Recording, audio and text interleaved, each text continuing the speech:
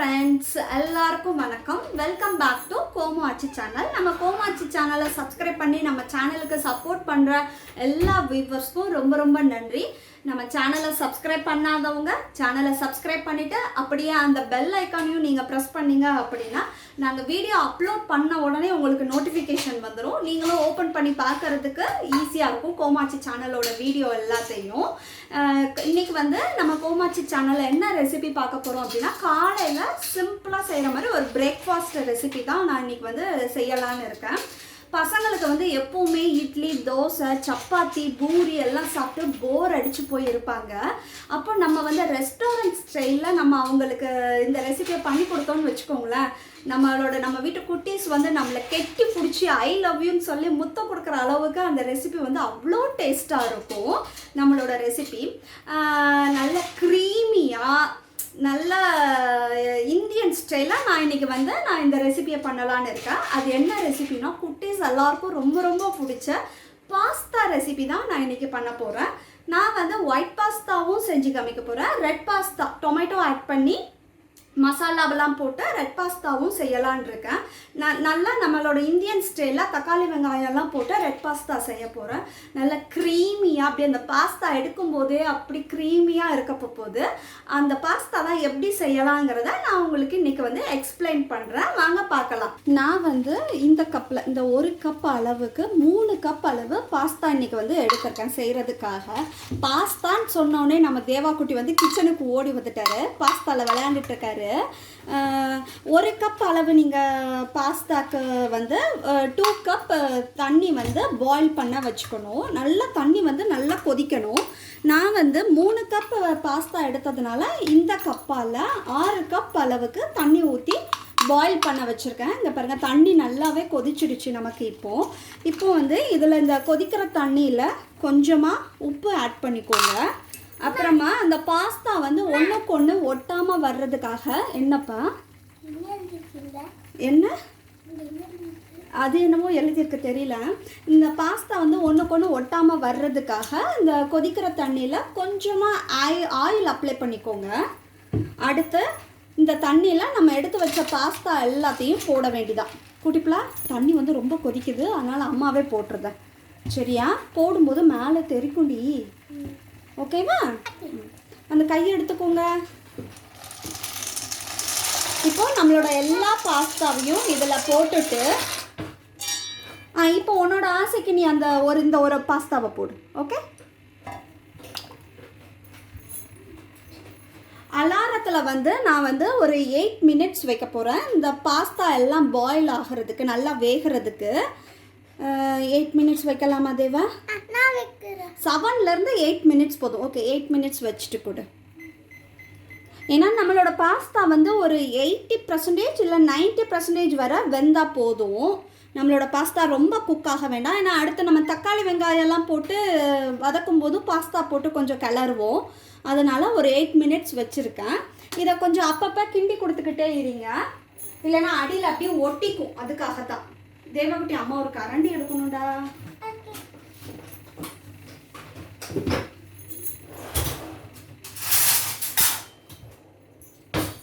இந்த மாதிரி அப்பப்போ கிண்டி கொடுத்துக்கிட்டே இருக்கணும், இல்லைன்னா அடியில் அப்படியே போய் ஒட்டிக்கும் நம்மளோட பாஸ்தா எல்லாம்.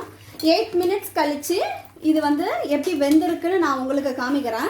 இப்போ நம்ம போட்ட மடங்கை விட இது கொஞ்சம் இன்னும் டபுள் மடங்காக பாயில் ஆனதுக்கப்புறம், நல்லா வெந்ததுக்கப்புறம் டபுள் மடங்கு பாஸ்தாவாக இருக்கும். நான் உங்களுக்கு அது எப்படிங்கிறத காமிக்கிறேன். இந்த பாஸ்தா வெந்துட்டு இருக்கும்போதே நம்ம இந்த சைடு வானலில் தக்காளி வெங்காயம் எல்லாம் வதக்கிடலாம்.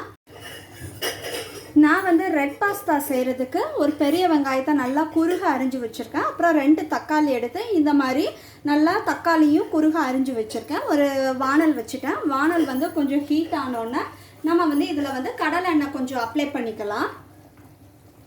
கடலை எண்ணெய் கொஞ்சம் எண்ணெயும் நல்லா ஹீட் ஆனோடனே நம்மளோட வெங்காயத்தை ஆட் பண்ணிக்கலாம். நமக்கு எண்ணெய் இப்போ நல்லாவே காஞ்சிடுச்சு. இப்போ நம்ம வெட்டி வச்ச வெங்காயத்தை இந்த எண்ணெயில் ஆட் பண்ணிக்கலாம். வெங்காயம் நல்லா பொன்னிறமாக ஆகிறதுக்கு இதில் கொஞ்சமாக உப்பு ஆட் பண்ணிக்கலாம். அப்போ நமக்கு சீக்கிரமாக வெங்காயம் வதங்கிடும். ஆமாம், வெங்காயம் கொஞ்சம் ப்ரௌன் கலர் வந்தால் கூட போதும். நம்மளோட வெங்காயம் வந்து இப்போ நல்லா பொன்னிறமாக வதங்கிட்டு நான் வந்து இப்போ வந்து கொஞ்சம் இஞ்சி பூண்டு பேஸ்ட் வந்து ஆட் பண்ணுறேன். நான் வந்து இந்தியன் ஸ்டைலில் பண்ணுறேன்னு சொல்லியிருந்தால தக்காளி வெங்காயம் எல்லாம் போட்டு அதோட கொஞ்சம் இஞ்சி பூண்டு பேஸ்ட்டும் நம்ம வந்து போட்டுக்கலாம். நான் வந்து இந்த மாதிரி 1 டேபிள் ஸ்பூன் அளவுக்கு இஞ்சி பூண்டு பேஸ்ட்டு போட்டிருக்கேன். நல்லா நம்ம இஞ்சி பூண்டு பேஸ்ட்டோட பச்சை வாசனை வந்து போகிற அளவுக்கு நல்லா வதக்கிக்கோங்க.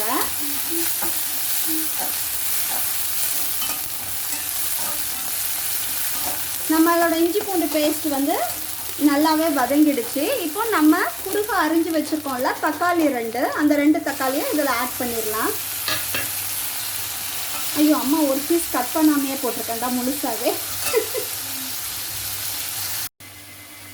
இப்போ நம்ம வச்சுருந்த 8 மினிட்ஸ் வந்து முடிஞ்சு போச்சு. பாருங்கள், நான் சொன்ன மாதிரி எவ்வளோ குட்டி குட்டி பாஸ்தாவாக இருந்தது. இப்போ வெந்ததுக்கப்புறம் பாருங்கள் எல்லாமே நல்லா டபுள் ஆகிருக்கு. இப்போ நம்ம வந்து இந்த பாஸ்தாவில் தண்ணியெல்லாம் ஃபில்டர் பண்ணிடலாம். இப்போ நம்மளோட பாஸ்தாவில் இந்த மாதிரி தண்ணி எல்லாத்தையும் ஃபில்டர் பண்ணிடுங்க.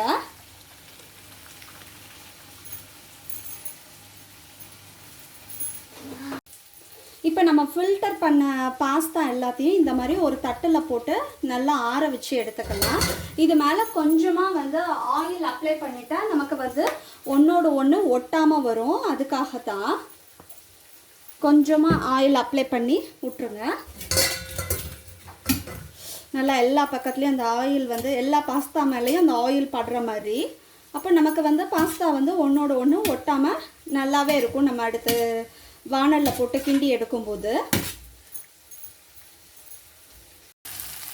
நம்ம போட்ட தக்காளிலாம் வந்து நல்லாவே நமக்கு வந்து குக் ஆகிருக்கு. நம்ம இந்த ஸ்டேஜில் வந்து மசாலா எல்லாம் ஆட் பண்ணிடலாம். நான் வந்து ஒரு 1/4 டீஸ்பூன் வந்து மஞ்சள்தூளும் 1/2 டீஸ்பூன் வந்து விதை கொத்தமல்லி பவுடர், கொஞ்சம் கரம் மசாலா, அப்புறமா ஒரு 1/2 டீஸ்பூன் வந்து இது மிளகாத்தூள் எடுத்துருக்கேன். இது எல்லாத்தையும் இந்த மசாலா எல்லாத்தையும் இப்போ இதில் வந்து போட்டுற வேண்டிதான்.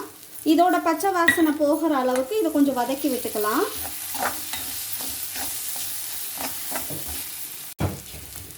அடுத்து இந்த மாதிரி பாஸ்தா மிக்ஸ் பவுடர் கொஞ்சம் இருக்குது, அதையும் நான் வந்து கொஞ்சம் ஆட் பண்ணிக்கிறேன். அப்போ தான் நமக்கு வந்து அந்த டேஸ்ட் வந்து நல்லாவே இருக்கும், ரெஸ்டாரண்ட்டில் சாப்பிட்ற மாதிரி இருக்கும்.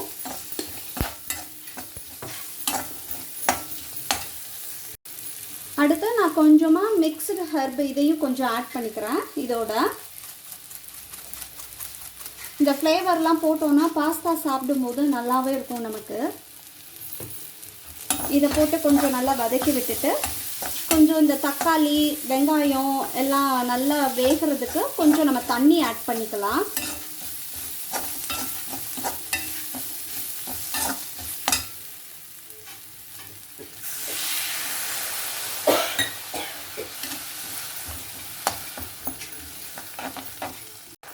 நம்ம தண்ணி ஆட் பண்ணி கொஞ்சம் தக்காளி குக் ஆன உடனே நம்ம வந்து இந்த ஸ்டேஜில் கொஞ்சம் பட்டர் ஆட் பண்ணிக்கலாம்.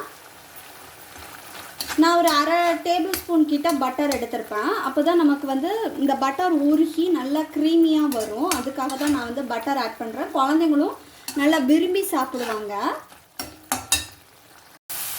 நம்ம ஊற்றின தண்ணியில் வந்து நம்மளோட தக்காளி வெங்காயம் நல்லா குக்காகி இங்கே பாருங்கள் நல்லா தொக்கு, நம்ம தக்காளி தொக்கு செஞ்சால் எப்படி இருக்கும் அந்த மாதிரி இருக்குது. இப்போ வந்து இந்த ஸ்டேஜில் நம்ம இந்த பாஸ்தாக்கு தேவையான அளவு கொஞ்சம் உப்பு ஆட் பண்ணிக்கலாம். நம்ம வேக வைக்கும் போதே கொஞ்சம் உப்பு போட்டிருக்கோம், அதனால் நீங்கள் பார்த்து போடுங்க உப்பு. இதில் டேரெக்டாக இப்போ பாஸ்தாவை நம்ம போட்டு கொடுத்தோன்னு வச்சுக்கோங்களேன், பசங்களுக்கு இந்த டேஸ்ட் வந்து பிடிக்காது. பசங்களுக்கு பிடிச்ச டொமேட்டோ கெச்சப் வந்து இதில் கொஞ்சம் ஆட் பண்ணிக்கலாம். ஒரு 2 டேபிள் ஸ்பூன் எடுத்துருக்கேன்னா இந்த டொமேட்டோ கெச்சப்பு இந்த மசாலாவோட நல்லா மிக்ஸ் ஆனதுக்கப்புறம் நம்மளோட வேக வச்சு எடுத்த பாஸ்தாவை வந்து ஆட் பண்ண வேண்டியதான். நம்ம ஊற்றின டொமேட்டோ கெச்சப் வந்து அந்த தக்காளி இதோட நல்லா மிக்ஸ் ஆகிடுச்சு. அடுத்து வந்து கொஞ்சமாக காரத்துக்காக நான் வந்து கொஞ்சம் ரெட் சில்லி சாஸ் வந்து இதில் வந்து ஆட் பண்ணுறேன்.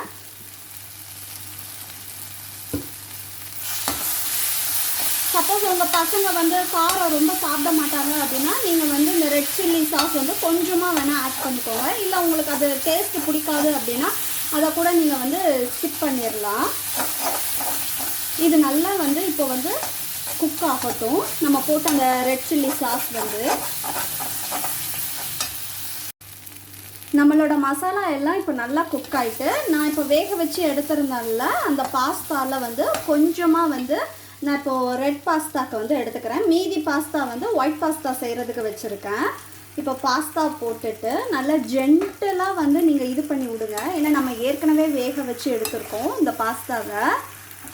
இந்த மாதிரி இந்த மசாலா வந்து எல்லா பக்கமும் பரகிற மாதிரி எல்லா பக்கமும் நல்லா ஸ்ப்ரெட் ஆகணும். பாஸ்தாவோட எல்லா பக்கமும் ஸ்ப்ரெட் ஆகிற மாதிரி நல்லா கிண்டி கொடுங்க.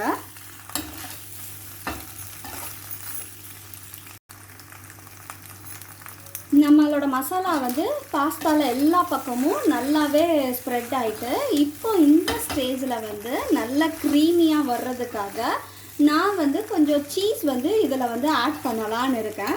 நான் இந்த மாதிரி சீஸ் வந்து ஒரு பீஸ் கட் பண்ணி எடுத்து இந்த பாஸ்தாவோட போட்டுருதேன். நீங்கள் வந்து துருவி கூட போட்டுக்கலாம்.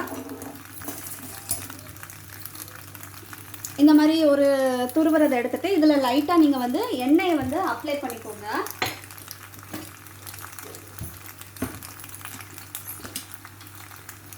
இந்த மாதிரி எண்ணெயை அப்ளை பண்ணி துருவினீங்கன்னா இதில் சீஸ் வந்து இதில் ஒட்டாமல் நமக்கு வந்து டைரெக்டாக அதில் விழும். அதுக்காகத்தான்.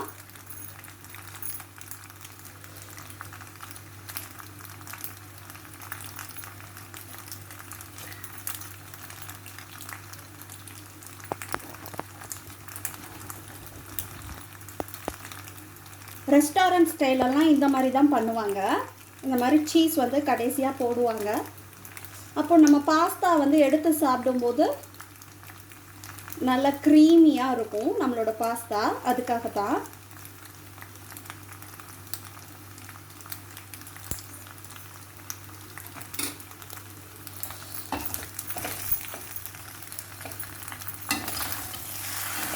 நல்லா இந்த சீஸும் எல்லா பக்கமும் ஸ்ப்ரெட் ஆகிற மாதிரி இது பண்ணிக்கோங்க.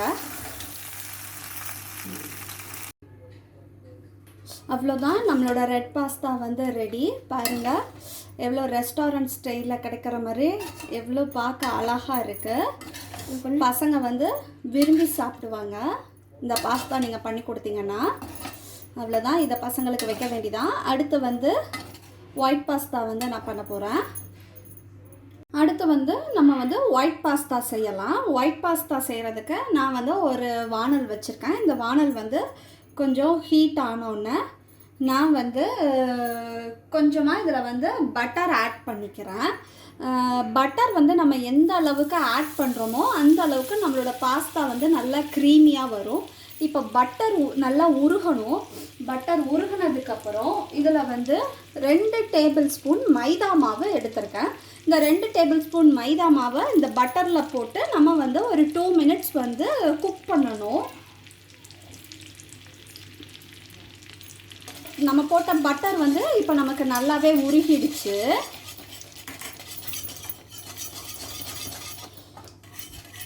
இப்போ நான் வந்து எடுத்த 2 டேபிள் ஸ்பூன் மைதா மாவை வந்து இதில் ஆட் பண்ணிக்கிறேன். இந்த மாதிரி ஒரு விஸ்கை வச்சுக்கோங்க.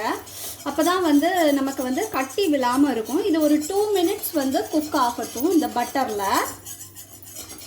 அப்போ தான் மைதாவோட பச்சை வாசனை வந்து நமக்கு வந்து போகும். அதுக்காகத்தான். நல்லா இந்த மாதிரி விஸ்கை வச்சு பீட் பண்ணிக்கோங்க.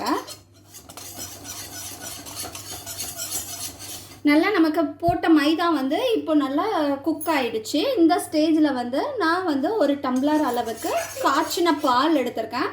இந்த பாலை வந்து இதில் ஆட் பண்ணிக்கிறோம். கட்டி விழாமல் கொஞ்சம் கிண்டி கொடுத்துக்கிட்டே இருங்க. பாலை ஆட் பண்ண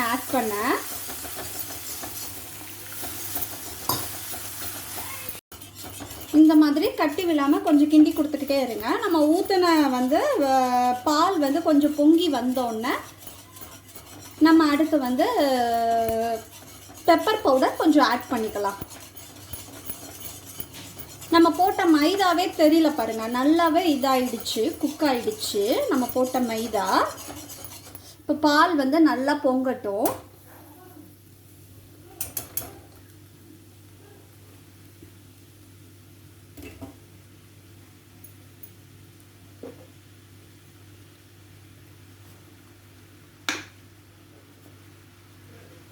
நமக்கு வந்து பால் இப்போ நல்லாவே பொங்கிடுச்சு. நம்ம இந்த ஸ்டேஜில் வந்து கொஞ்சமாக பெப்பர் ஆட் பண்ணிக்கலாம்.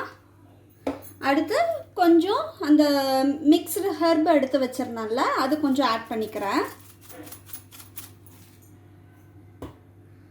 அப்புறம் கொஞ்சம் நம்ம பாஸ்தாக்கு தேவையான அளவு உப்பும் ஆட் பண்ணிக்கிறேன்.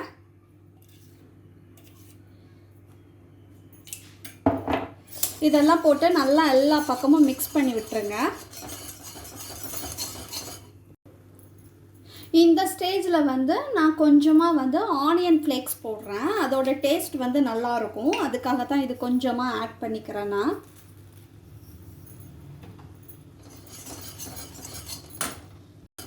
இப்போ நம்ம பாஸ்தா போட்டு கிண்டுறதுக்கு பாருங்கள், நமக்கு நல்லாவே க்ரீமியாக கிடச்சிருக்கு பாருங்கள். இப்போ இந்த ஸ்டேஜில் நம்ம பாஸ்தாவை போட்டு ஒரு 2 மினிட்ஸ் வந்து குக் பண்ண வேண்டியதான். அப்போ தான் இதோட இது வந்து எல்லாமே பாஸ்தாவில் இறங்கும். நம்ம வேக வச்சு எடுத்துருக்க பாஸ்தா எல்லாத்தையும் நான் வந்து இதில் வந்து ஆட் பண்ணுறேன்.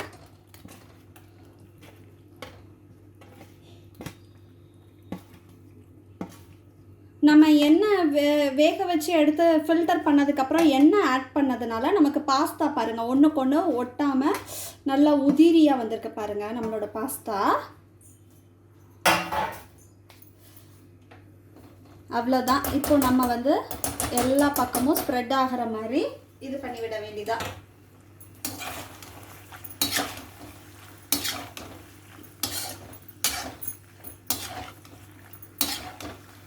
இது ஒரு 2 மினிட்ஸ் வந்து வானல்லே கிடக்கட்டும். அப்போ தான் நம்ம போட்ட எல்லாம் இந்த பாஸ்தாவில் வந்து அந்த ஃப்ளேவர் எல்லாம் இந்த பாஸ்தாவில் இறங்கி நம்ம சாப்பிடும்போது நமக்கு வந்து நல்லாவே இருக்கும். அவ்வளோதான், நம்மளோட பாஸ்தா வந்து ரெடி ஆகிட்டு பாருங்கள். ஹோட்டலில் கொடுக்குற மாதிரி எவ்வளோ க்ரீமியாக நம்மளோட பாஸ்தா வந்து ரெடி ஆகிருக்கு. பசங்களுக்கு வந்து இந்த டேஸ்ட்டு ரொம்பவே பிடிக்கும். எப்போவும் ஒரே பிரேக்ஃபாஸ்ட்டாக கொடுக்காம கொஞ்சம் வித்தியாசமாக செஞ்சு கொடுத்தாலும் பசங்க வந்து விரும்பி சாப்பிடுவாங்க. இதில் வந்து நீங்கள் கார்ன் கூட வேக வச்சு ஆட் பண்ணிக்கலாம். என் பசங்களுக்கு இந்த மாதிரி ப்ளெயினாக கொடுத்தா தான் பிடிக்கும். அதனால தான் நான் இந்த மாதிரி ப்ளெயினாக பண்ணியிருக்கேன். இது மேலே வந்து நம்ம கொஞ்சமாக இப்போ பட்டரை வந்து ஆட் பண்ணிட்டா இன்னும் நல்லா க்ரீமியாக கிடைக்கும் நமக்கு. அதுக்காகத்தான். அவ்வளோதான், முடிஞ்சது நம்மளோட பாஸ்தா. ஒயிட் பாஸ்தாவும் ரெடி, ரெட் பாஸ்தாவும் ரெடி. ரெட் பாஸ்தா நான் செஞ்சு கொடுத்தோடனே அங்கே காலி ஆகிட்டு, அடுத்து ஒயிட் பாஸ்தாக்காக வெயிட்டிங் என் பசங்க எப்போ ரெடி ஆகும் அப்படின்னு கேட்டு. அவ்வளோதான், நம்மளோட ஒயிட் பாஸ்தாவும் ரெடி. டடாய், நம்மளோட பாஸ்தா வந்து ரெடி. எனக்கு வந்து ரெட் பாஸ்தா நான் செஞ்சு முடித்தோடனே காலி ஆகிட்டு, அதனால் ஒயிட் பாஸ்தாவும் எனக்கு இவ்வளோதான் மீதம் ஆயிருக்கு. அப்பாவும் பசங்களுமே எடுத்துட்டாங்க. நான் வந்து ஒயிட் பாஸ்தா டேஸ்ட் பண்ணி பார்த்துட்டு எப்படி வந்திருக்கு என்னன்னு சொல்கிறேன் உங்களுக்கு.